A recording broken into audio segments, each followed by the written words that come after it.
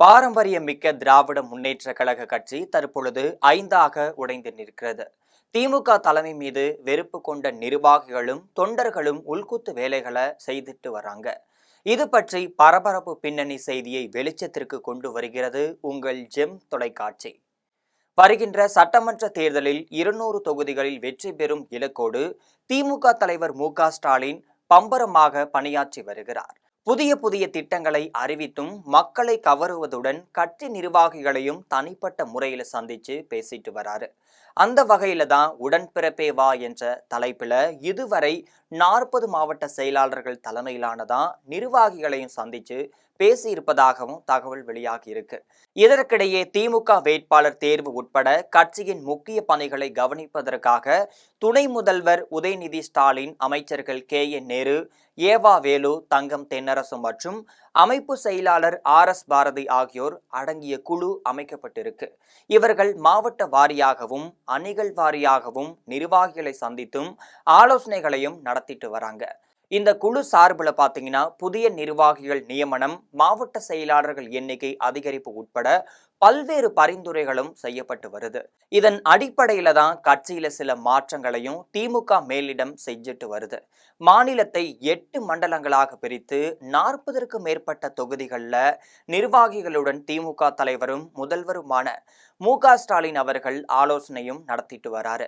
இதில் தொகுதி நிலவரம், உட்கட்சி பூசல்கள், தேர்தல் பொறுப்பாளர்கள் ஆதிக்கம், இளைஞரணி இடையூறுகள், நகராட்சி கவுன்சிலர்களின் தன்னிச்சையான செயல்பாடுகள் என பல்வேறு தரப்பட்ட புகார்களையும் மு.க.ஸ்டாலின் அவர்களிடம் நிர்வாகிகள் தெரிவித்துட்டு வராங்க. இது குறித்து முதலமைச்சர் மு.க.ஸ்டாலின் இதுவரை எந்த நடவடிக்கையும் எடுக்கப்படாதால நிர்வாகிகள் மனவேதனையில இருந்துட்டு வருவதாகவும் தெரிய வந்திருக்கு. திமுகவை பொறுத்த வரையில பாத்தீங்கன்னா நிர்வாக வசதிக்காக 76 மாவட்ட செயலாளர்கள் இருந்துட்டு வராங்க. வழக்கமாக இந்த மாவட்ட செயலாளர்கள் தங்கள் பகுதியில் உள்ள பிரச்சனைகள் மற்றும் நிர்வாகிகளை நியமித்தல், வேட்பாளர்களை சிபாரிசு செய்தல் என அனைத்து வேலைகளையும் பார்த்துட்டு வந்தாங்க. ஆனால் இப்பொழுது மு.க.ஸ்டாலின் வகுத்து கொடுத்த திட்டத்தின் அடிப்படையில தான் ஒவ்வொரு மாவட்டத்திலுமே பொறுப்பு அமைச்சர்கள் நியமிக்கப்பட்டு இருக்கிறாங்க.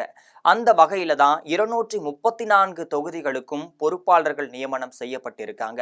இது மட்டும் இல்லாம மாநிலத்தை 8 மண்டலங்களாக பிரித்து அதற்கு ஆர் ராசா, ஏவா வேலு, கனிமொழி உள்ளிட்ட பொறுப்பாளர்களும் நியமிக்கப்பட்டிருக்காங்க. தற்பொழுது ஒவ்வொரு மாவட்டமும் அந்தந்த மாவட்ட செயலாளரை தவிர பொறுப்பு அமைச்சர், தொகுதி பொறுப்பாளர், மண்டல பொறுப்பாளர் என 4 புதிய தலைவர்கள் நியமிக்கப்பட்டிருக்காங்க.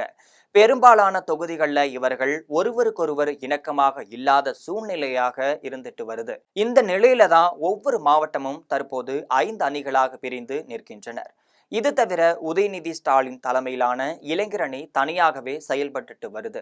பல்வேறு வகையான பொறுப்பாளர்களை நியமித்து இருக்கக்கூடிய நிலையில் தொண்டர்கள் யார் வழியில் செல்வது என்ற குழப்பத்துல இருந்துட்டு வராங்க. இதற்கு முன்னதாக மாவட்ட வாரியாக கட்சி பிரச்சனைகளை அமைப்பு செயலாளராக இருக்கக்கூடிய ஆர்.எஸ். பாரதி, இணை செயலாளர் அன்பகம் கலை ஆகியோர் மட்டுமே கவனித்துட்டு வந்தாங்க. அவர்களுக்கு மாவட்ட செயலாளர்களுக்கும் நல்ல இணக்கம் இருந்து வந்ததாகவும் சொல்லப்படுது. தற்பொழுது புதிதாக நியமிக்கப்பட்ட 4 வகை பொறுப்பாளர்களுக்குமே மாவட்ட செயலாளர்களுக்குமே உடன்பாடு இல்லாமல் இருந்ததாகவும் சொல்லப்படுது. இது மட்டுமல்லாமல் கட்சி பிரச்சனைகளை பேச வேண்டும் என்றால் அவர்களுக்கு மு.க.ஸ்டாலின் 2 நிமிடம்தான் நேரம் தருகிறார். 2 நிமிடத்திலேயே என்ன பேசிவிட முடியும் என்ற கேள்வியும் எழுந்திருக்கு. இது தவிர தலைவர் மு.க.ஸ்டாலினிடம் கள நிலவரங்கள் குறித்து புகார் கொடுத்தால் காதில் வாங்கி கொள்கிறாரை தவிர இதற்கு எந்த ஒரு நடவடிக்கையும் எடுப்பதில்லைன்னு சொல்லப்படுது. ஒவ்வொரு மாவட்டத்திலுமே திமுக பல அணிகளாக பிரிந்து ஒருவருக்கொருவர் போட்டி போட்ட நிலையில இருந்துட்டு வராங்க. இதனை மு.க.ஸ்டாலின் எப்படி சமாளிக்க போகிறார் என்ற கேள்வியும் எழுந்திருக்கு. திமுக நிர்வாகிகள் மற்றும் தொண்டர்கள் 5 அணிகளாக பிரிந்து கிடப்பதால தான் வேட்பாளர் தேர்வு, பூத் கமிட்டி அமைத்தல் போன்ற தேர்தல் பணிகள்ல பாதிப்பு ஏற்படலான்னு சொல்லப்படுது. வேட்பாளர்களுக்கு தகுதியான ஒருவரை மாவட்ட செயலாளராக தேர்ந்தெடுத்தால் மற்ற பொறுப்பாளர்கள் அவர் குறித்த தவறான தகவலையும் தலைமைக்கு புகார் தெரிவித்து வருகின்றாங்க.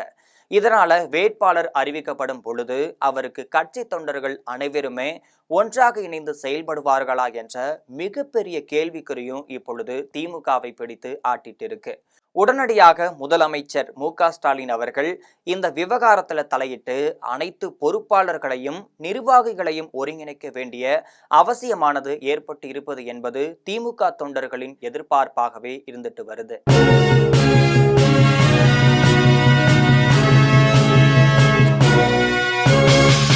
உடனுக்குடன் அப்டேட் தெரிந்து கொள்ள ஜெம் டிவி தமிழ் ஆப்பை இன்ஸ்டால் செய்யவும்.